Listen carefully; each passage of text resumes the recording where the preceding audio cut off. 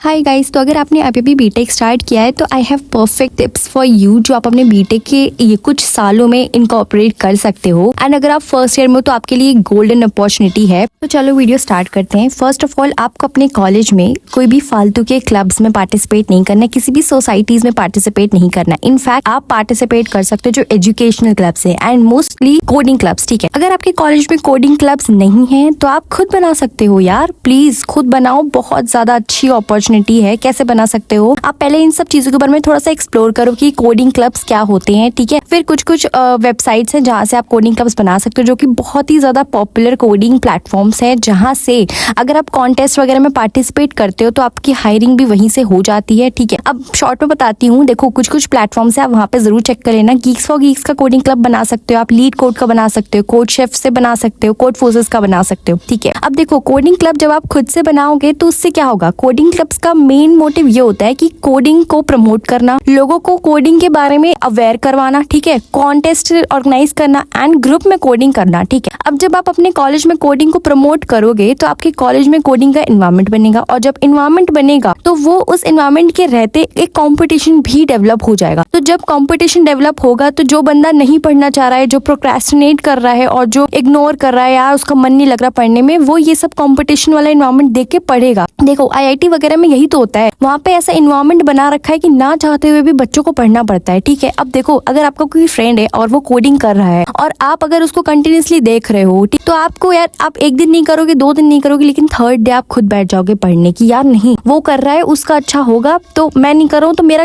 नहीं होगा। फिर यार ये होता है कॉम्पिटिशन की भावना। ठीक है, कॉम्पिटिशन। अब आपने कोडिंग क्लब्स बना लिया, कोडिंग को प्रमोट कर लिया, कॉन्टेस्ट में पार्टिसिपेट कर लिया, एंड अब आप अपने आप को on a scale of 10 7 to 8 अपने आप को मैप कर सकते हो, मार्क्स दे सकते हो। ठीक है, अब आपने कॉन्टेस्ट वगैरह दिया, अब सेकंड क्या कर सकते हो, और ये करो प्लीज, आईसीपीसी में पार्टिसिपेट करो, international collegiate of programming contest. मुझे ये बहुत लास्ट में पता चला था कि यार ये सब भी कुछ होता है, एंड मैं बता रही हूँ इसमें सिर्फ और सिर्फ कॉलेज के बच्चे ही पार्टिसिपेट कर सकते हैं। अब मेरा तो बीटेक हो चुका है तो मैं तो इसमें पार्टिसिपेट नहीं कर सकती, बट अगर मैं एमटेक कर रही हूँ तो मैं इसमें पार्टिसिपेट कर सकती हूँ, या मास्टर्स कर रही हूँ, बट मैं कॉलेज में होनी चाहिए, चाहे मैं ग्रेजुएशन के लिए हूँ, पोस्ट ग्रेजुएशन के। ठीक है, तो आपके लिए गोल्डन अपॉर्चुनिटी है, आईसीपीसी में पार्टिसिपेट करो। अब आईसीपीसी क्या है, ये इंटरनेशनल लेवल के कोडिंग कॉन्टेस्ट होते हैं जहाँ पे आप अपने कॉलेज को जो है रिप्रेजेंट कर रहे होते हो इन अ ग्रुप। ठीक है, वहाँ पे आपको कॉन्टेस्ट वगैरह देना होता है, एंड ये बहुत ही अच्छे लेवल का है। मैं अगर बता दूं तो मैंने रिसेंटली अभी एक मांग लेवल का, मतलब MAANG में से कोई एक कंपनी का इंटरव्यू दिया था, एंड मेरी जो इंटरव्यूअर थी उनको सिर्फ 1.5 ईयर्स हुए थे इंडस्ट्री में आए हुए, एंड उन्होंने इंटर्नशिप कर रखी थी लंदन से, एंड वो एक आईसीपीसी पार्टिसिपेंट थी। ठीक है, आईसीपीसी की पार्टिसिपेंट थी, ठीक है, अपने कॉलेज में, एंड वो आईआईटी की थी। ठीक, तो आईआईटी वाले ये सब चीजें ना, देखो इंटरनली ये सारी चीजें उनसे करवाई जाती हैं। देखो, अगर आप खुद से कोई चीजें एक्सप्लोर करने बैठोगे तो आपको चीजें नहीं मिलेंगी, लेकिन अगर आपको कोई बंदा दिखा रहा है, कोई एक सिलेबस टाइप आपको दे दिया, टॉपिक्स दे दिए कि आपको ये चीजें करनी है तो आपको ये होगा, ये करोगे तो ये होगा, तो आप ऑब्वियसली करोगे ही करोगे, क्योंकि आपके आसपास वाले कर रहे हैं, एनवायरनमेंट बना हुआ है। ठीक है, अब अपने कोडिंग का एनवायरनमेंट बना लिया, तो अब आपको क्या करना है, आईसीपीसी में पार्टिसिपेट करना है। आईसीपीसी का लेवल इतना ज्यादा हाई होता है तो उसके लिए आपको प्रैक्टिस करनी होगी। अब देखो, आईसीपीसी में पार्टिसिपेट करने के बेनिफिट्स क्या है, आपका रेज्यूमे स्ट्रांग हो जाएगा। जब आप लिखोगे कि आपने आईसीपीसी में पार्टिसिपेट किया था, या आपकी इतनी रैंक आई थी, आपका कॉलेज इस लेवल पे था, तो एक अलग इंप्रेशन डालता है आपके रेज्यूमे में। प्लस जितनी भी गूगल, अमेजॉन, मेटा और नेटफ्लिक्स, ये जितनी भी कंपनीज है, इवन इंटरनेशनल कंपनीज, और नेटफ्लिक्स जिसका कैंपस शायद यहाँ पे इंडिया में नहीं है, फॉरेन में ही है, तो ये सब कंपनीज क्या करती है, इनको कॉम्पिटिटिव लेवल के बंदे चाहिए होते, कॉम्पिटिटिव प्रोग्रामर्स चाहिए होते हैं। अब देखो, ये किसी बंदे को सर्च करेंगे, उसको एग्जाम दिलवाएंगे, तो उस पर काफी ज्यादा टाइम लगेगा। ठीक, लेकिन ये लोग क्या करते हैं, आईसीपीसी लेवल के कॉन्टेस्ट में जाते हैं और देखते हैं कि क्या क्या, कौन कौन से पार्टिसिपेंट्स हैं, इनकी क्या क्या रैंक थी, एंड इनका क्या लेवल है, ये लोग कोड को भी देखते हैं। ठीक है, और फिर वहां से डायरेक्टली इनको हायर कर लेते हैं, तो इनको ना आसानी हो जाती है बंदों को ढूंढने के लिए। तो आप जब यहाँ से मेहनत करो तो क्या पता आपको शॉर्टकट मिल जाए। ठीक है, तो ये हो गई आईसीपीसी के बारे में बात, मुझे नहीं पता था तो मैं इसलिए बता रही हूँ। प्लीज प्लीज प्लीज इसको अपनी लाइफ में डालो, आईसीपीसी को,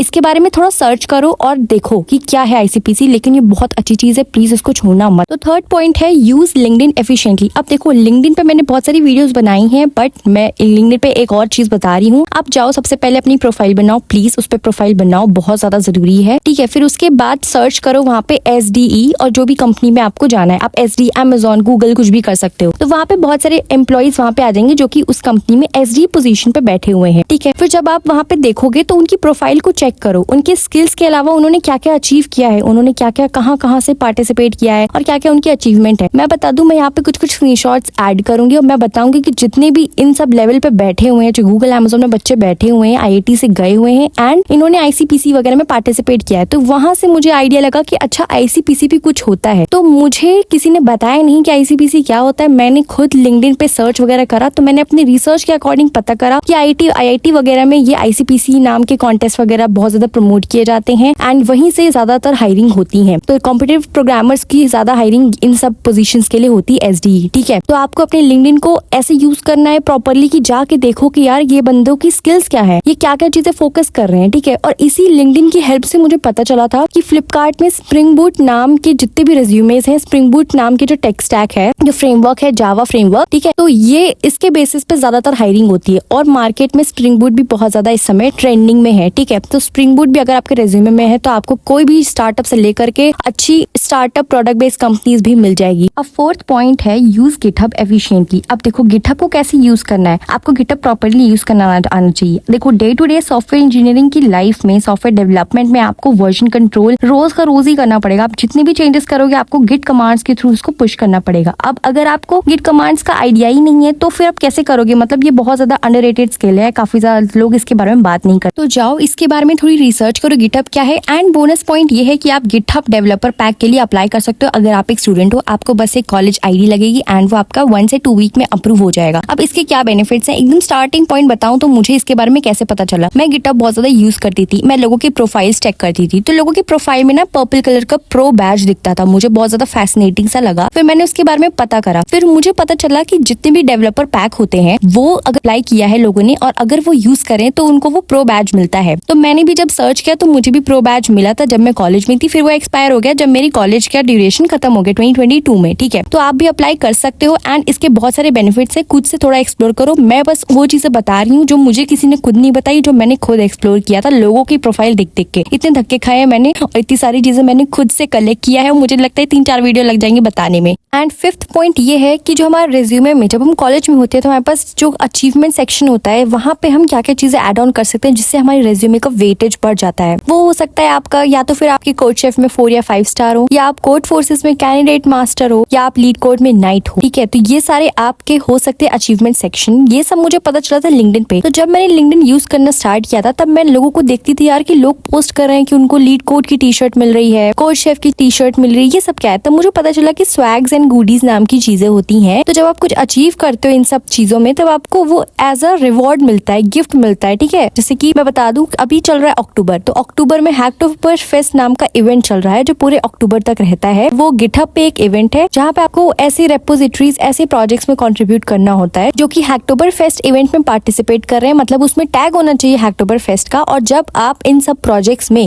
मिनिमम 4 पुल रिक्वेस्ट सक्सेसफुली मर्ज करवा लेते हो, मतलब कि वो स्पैम नहीं होनी चाहिए कुछ भी, कि आप कुछ भी नहीं कर रहे हो उसमें, पुल रिक्वेस्ट कुछ भी नहीं बना रहे हो। अगर वो 4 आपकी पुल रिक्वेस्ट मर्ज हो जाती है तब आपको हैकटोबर फेस्ट की तरफ से कुछ गुडीज मिलेंगी। एंड अगर आपने कुछ हाई लेवल के प्रोजेक्ट्स, यानी कि कुछ कंपनीज हैं, ऐप राइट हो गए और डिजिटल ओशन, बहुत सारी चीजें हैं, अगर आपने हाई लेवल के प्रोजेक्ट्स में कंट्रीब्यूट किया है तो आपको गिटहब के साथ साथ आपको उन सब कंपनीज के भी स्वैग्स एंड गुडीज मिलेंगे। एंड क्या पता आपको इंटर्नशिप या जॉब के ऑफर्स भी मिल जाए। तो ये हैकटोबर फेस्ट का इवेंट चल रहा है, आप इसमें पार्टिसिपेट करो। प्लस मेरे पास एक मोटिवेशन थी, मतलब बहुत सारी चीजें थी जो मैं चाहती थी अचीव करना कॉलेज पे, जो मैं नहीं कर पाई। पहली बात तो मुझे ना कोड शेफ पे 3 या 4 स्टार या 5 स्टार चाहिए था, ठीक है। वो मैंने किसी तरह 3 स्टार मेरा उस टाइम पे हो गया था। फिर उसके बाद मेरा एक नया शौक चढ़ा जो कि बीटेक खत्म हो गया, तब मुझे पता चला कि लीड कोड नाम का एक प्लेटफॉर्म है जो सबसे ज्यादा इंपॉर्टेंट है। मतलब सारी companies, maximum companies leet code level के क्वेश्चंस पूछती हैं, ठीक है। और अगर आप लीड कोड पे कॉन्टेस्ट वगैरह रेगुलरली अगर आप वहाँ पे प्रैक्टिस करते हो तो वहाँ पे ना ग्राफ सेक्शन होता है जहाँ पे आपका प्रोग्रेस दिखता है कि आपने जितने दिन भी प्रैक्टिस किया है, पूरे साल में कितना बार आपने लीड कोड में प्रैक्टिस किया या कॉन्टेस्ट दिया है। तो कुछ लोग ना लीड कोड पे अपना बैनर वाला सेक्शन ना उसमें अपना लीड कोड का वो प्रोग्रेस वाला ग्राफ लगाते थे। मुझे इतना ज्यादा अच्छा लगता था यार, मैंने कई बार कोशिश किया लीड कोड पे, लेकिन मैं उस लेवल का अचीव नहीं कर पाई। क्योंकि क्या होता है ना, जब आप किसी ऐसी चीज पे